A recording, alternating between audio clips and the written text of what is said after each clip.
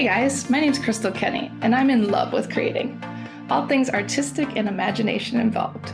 I'm an American girl who chased her creative dreams all the way to Paris, France, making a living using photography. This podcast takes you inside the stories of all the artsy folks I've met along the way and gives you that extra push to discover your creative gifts. The desire to create is deeply inside each and every one of us, and I give you the tools and inspiration to find a new way of living a more creative life. This is La Vie Creative, the podcast.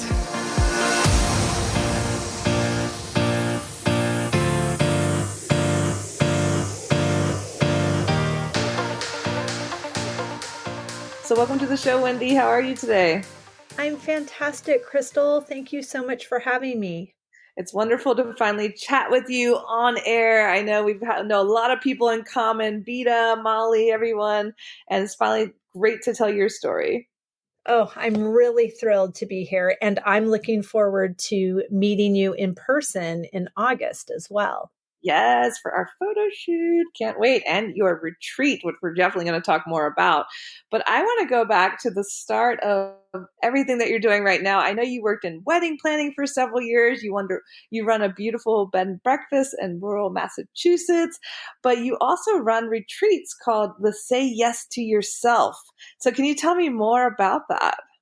Sure. Thanks for asking. So I grew up in California, but dreamed of living in New England. So finally, in my 40s, I made the big move and transitioned from wedding planner to wedding venue, and from the city to the country and the West Coast to the East Coast. So all sorts of new things happening in that move. And I've just been saying yes to myself along the way and kind of chronicling that journey on Instagram. And it has just turned into something really beautiful that is not exactly how I planned it, but 1,000 times better. And so what made you make all these big changes? I mean, this is a complete 180 to what you were doing. It certainly is. So I, like I said, wanted to live here my whole life, but it just wasn't happening. And so I lived the life I had until I got the one I wanted. And then when I arrived in New England, I was looking for a bed and breakfast. And my husband at the time made it clear that he was looking for not a bed and breakfast. So the Phineas Wright House was the only property that I looked at that was not a bed and breakfast at the time. And I just imagined people walking around these beautiful lawns with a glass of champagne in their hand and all the beautiful parties and weddings I could host in the 200-year-old barn and all the beautiful things that we would make of this property. And it is now a bed and breakfast, which is super exciting. I love it. Yes. So it's great that that part of my original dream has come to pass. My husband is no longer on the property. It was a little bit too much for him. So he's living his best life. I'm living my best life, and everybody wins. Yeah, it was amicable. Yes, very much so. And so, as a part of just figuring things out, because it's very different to live in a different climate, and the house was built in 1785, which, wow. Yes, as you know, in Southern California, nothing is that old. So it's a constant learning opportunity and experience, but it's also a beautiful canvas for every fun, good idea that I have. And I can just try it and see if it works. And if it does, then I'll do it again better. And if it doesn't, I just say, okay, well, I'm glad I tried. We'll just pivot a little bit and do something that works. And that's really how the trips came to be as well. I love that. So you're just jumping into this whole new world, this whole new life, and it sounds like some kind of fun laboratory or something. It's like I'm just experimenting and trying new things and seeing what happens, and that's also probably what inspired you to start your whole workshops and retreats to say yes to yourself. Is just you said yes to yourself, as you said. So is that what kind of brought about like trying to help other women do this? Yes, that's exactly how it was. So during the pandemic, I was at the post office sending some letters off to friends. And I thought to myself, oh my goodness, my mail is going all of these wonderful places. And yet we're trapped at home, although this is a beautiful place to be trapped. Yeah, Plenty of chores and plenty of space, and we most certainly had it a lot better than other people. So I'm very grateful for that. for sure. But it made me recall that I had been to so many beautiful cities with friends and gone to the same places over and over again that I actually had an itinerary for 5 or 6 cities. And Wow. one of the trips that I was really, really eager to do was a culinary trip to southwestern France, where my dear friend had retired and moved to a few years prior. And he is an amazing chef and a master gardener and was now just growing his own food and cooking fabulous meals for himself. Wow. He sounds like a great friend to have. He is a great friend to have. And in 25 years, I have never had a bad meal. Wow, you're lucky. That's a good friend. Okay, we all need one of those friends. Yes, he's wrecked us for a lot of restaurants as well. But I was able to take a group of women there last September, and it was absolutely amazing. So we cooked with him during the day. I rented a beautiful chateau that we stayed in. We went to the seaside villages on Ile de Ré and went to Brocante, and it was really, really dreamy. Yeah, I was just gonna say that all just sounds dreamy. That's the key word right there. It is the key word. And so these retreats are designed to help women do the things they maybe been putting off, maybe they want to do, but they're too scared to do. Are you basically teaching them how to go for it? Yes, absolutely. And so, since we were going to be in the Charente-Maritime, I thought, oh, well, of course, you have to fly into Paris unless you're flying into Bordeaux, but I'll just put together a trip to Paris. And so, I did a beta trip in October of 2021, and I had been following all of these fabulous women on Instagram, and I just got in their DMs and asked them if I could buy them some coffee and chat with them and see if they were interested in helping me curate a beautiful experience. And so that's how I met Molly, and that's how I met Jane Webster, and that's how I met Mimi Blue and Veronique and all of these amazing women. And so I curated a beautiful experience that people wanted, but that there wasn't all that was not already happening somewhere else. Yeah, all So the connections. You're the connector. I am so really pulling in my experience as a wedding planner, where I would curate a beautiful day for my client and pull in vendors that were able to work their magic, where I just kind of project managed all of those people and moving parts. And so that's what I'm doing for these women. And right now, it's just women that go on my trips, and I keep the group very, very small. Some women have never traveled by themselves. So I'm able to give them a lot of attention. It's very high touch going into the trip. We have Zoom calls with each other so everyone can get to know each other.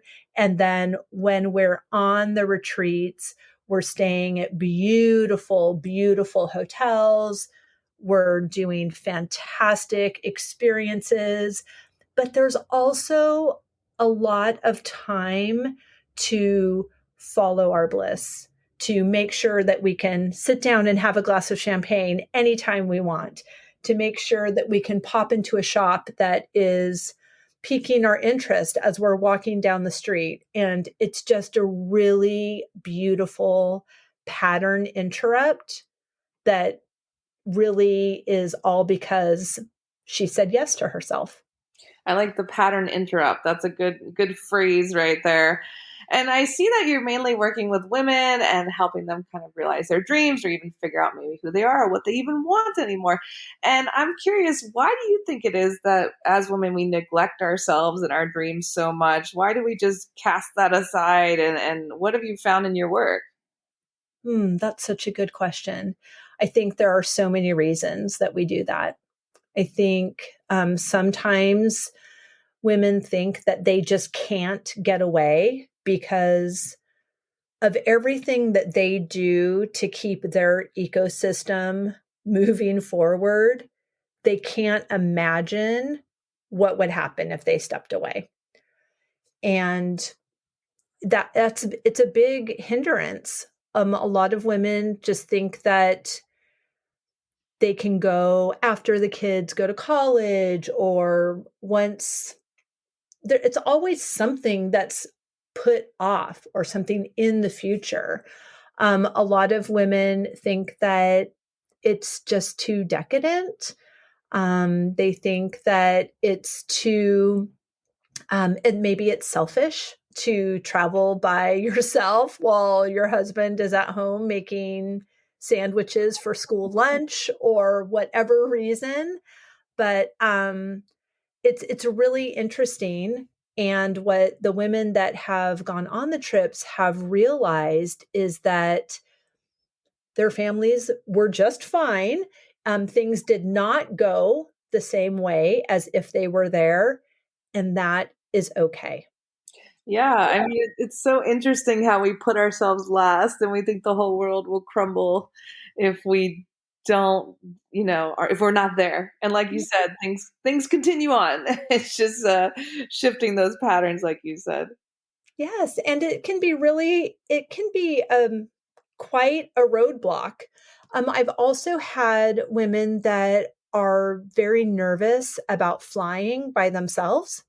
That's my mother. I'm like, Mom, come to Paris. I can't without your father. I'm like, Dad doesn't even like Paris, but they're so scared they won't do it.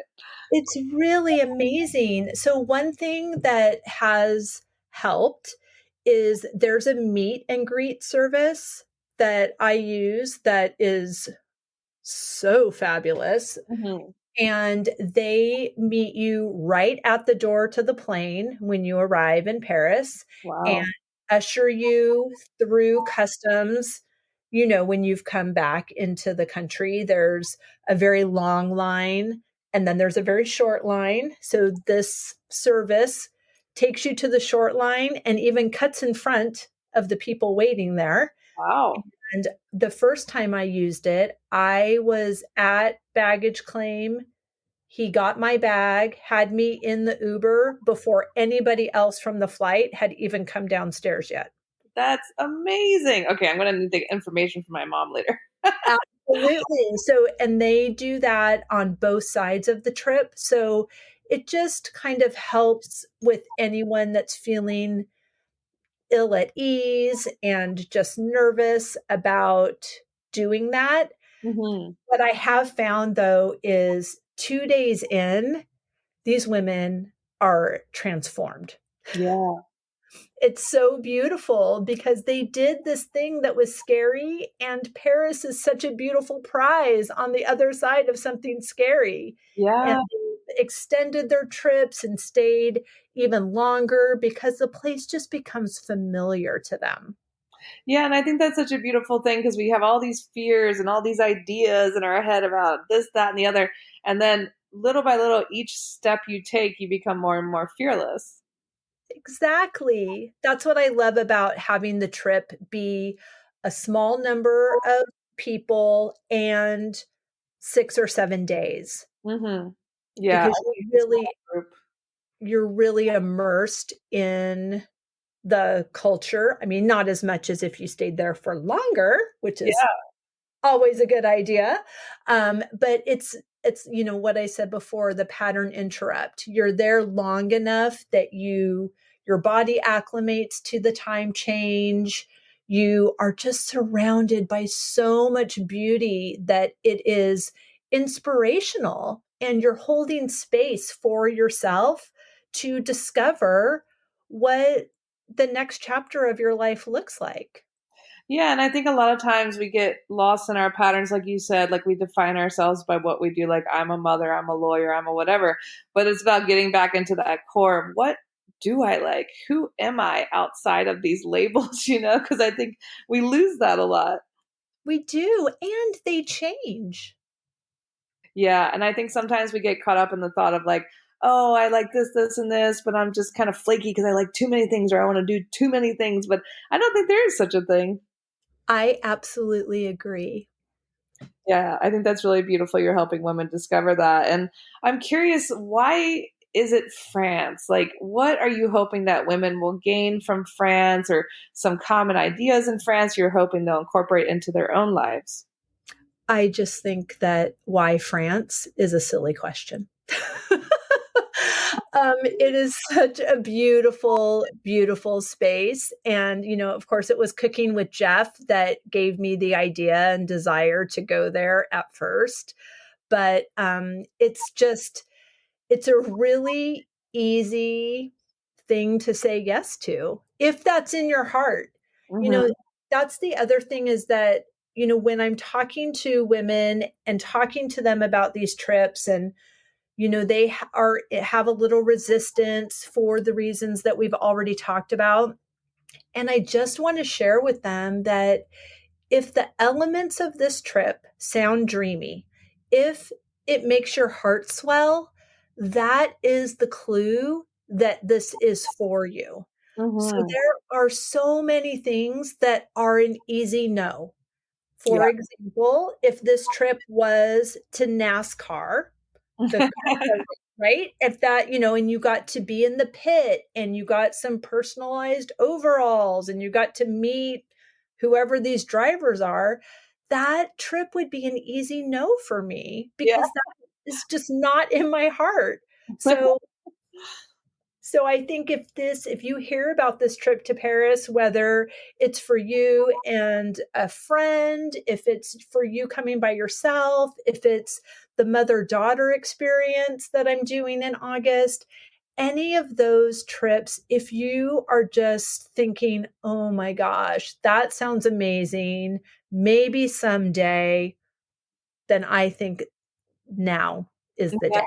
Yeah. Stop putting it off, just like jump right in. And how did you learn to say yes to yourself? I mean, you've made some giant life changes. How did you learn to do those things and what resources helped you? That's a great question. Thank you. So probably I would say in January of 2020, I got pretty serious about this personal development journey. Mhm. And I joined a mastermind of female entrepreneurs and really started learning a lot about just the internal work that is required to own your own business. I feel like it's a crash course in personal development when you are putting yourself out there and trying to create something that was not in the world before. And that coupled with the pandemic, I really just doubled down on encouraging podcasts. I listened to Kathy Heller's podcast. I listened to Gina DeVee's podcast. I was reading every book I could get my hands on that was helping just with this oh gosh, just with this listening to your body and listening to your heart and what's important to you. And I just never, well, that's not true. I did that, for example, with wanting to live in New England and being in California. I did dream of that, but I would only let myself hold the resonance of that dream for 30 seconds at a time. Oh, wow.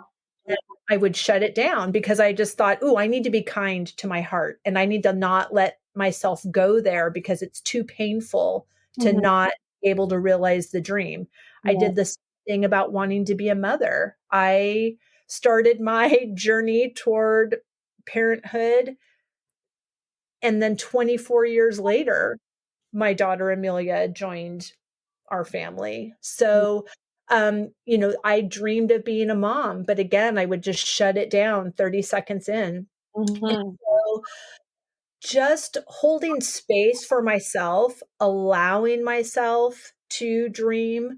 I incorporated a morning routine that includes journaling and meditation and prayer and reading. And so I just became familiar and practiced at what is in my heart and what is in my mind. And then the other thing that I did was I incorporated this personal mantra of I am only available for what delights me. And I just let that be the filter to everything that I said yes to and everything that I said no to. So, in very small ways, I was able to practice that in, just asking God. I'm a woman of faith, so I ask God. You can ask whatever universe, higher source you desire. But I would just ask, how may I be of service today? And I would go about my chores. I live on a small farm. And I would just go about my chores and ask that question so often. How would you have me use these next 15 minutes? How would you have me use this next hour? And really practiced listening to my intuition, listening to my body, leaning into what felt delightful. And as I did that, more opportunities came, more expansive opportunities, more ideas, more clients, more opportunities. All of this beautiful flow of goodness was coming my way because I was in a place where I could receive it. And so as I investigated what was next for me in my marriage, of course, that was a big question. And I sat in that question for months, but the clarity did come. And I was able to make a challenging, kind of scary decision. And really, it's been the best thing for both of us. Yeah, I mean, it sounds like you did a lot of the work. And you always read these books and hear people talk about like meditation, journaling, sticking to it. The most important thing is just like showing up, because I think so many people are like, oh yeah, journaling, that sounds nice. But we never sit down and actually do it. And I want to know, how have you changed internally since you've started all this stuff? Like, were you feeling numb before? Are you feeling more in tune? Are you feeling more alive, more awake? Like, how have you changed, like, emotionally? Oh, everything about me has changed. I feel empowered. I Mm-hmm. feel informed. I feel held. I feel seen and heard by God, by me. I feel responsible for curating the life that I desire and not waiting for somebody else to give me permission to Mm-hmm. live my dreams. I'm the person that gives myself permission. I love that. That's such a beautiful thing. And some people never reach that in their lives, and how lovely it is that you're helping other people to do just the same. Yeah, it is a joy and an honor. And I would say for anyone that wanted to start a journaling practice, just answering one question every day for 30 days. You just write in your journal, I want, and then just keep writing 2 pages answering that question without editing, without really thinking too much, just keep writing. And then the next day, start your journal page with I want and do it again. And then at the end of the month, go back and read through those writings and just see what common themes are that you can pull out of there and use one of them as your next step. I think that's so smart because I think especially after the pandemic, a lot of us are searching for who we are, what we want, and this sounds like the perfect first step to that. I would highly encourage you to do so. And what would you say to those people that say they're not creative, they're not good at anything? What advice would you give to people looking for their creative gifts? I would say come book a stay at the bed and breakfast at the Phineas Wright House so that I can just hold space for you as you hold space for yourself and encourage you to dream. I think that it's really hard to think about what's next or what could be new when we are in the same environment that we are looking to change. Yeah, I think it's all about environment. So like you said, like switching it up, doing a workshop, going away on a nice vacation, staying at your place. I mean, there's ways to change your environment and see how you're really feeling outside of that. Yes. And you really have to hold space for yourself and, don't do what I did and only let yourself dream for 30 seconds at a time.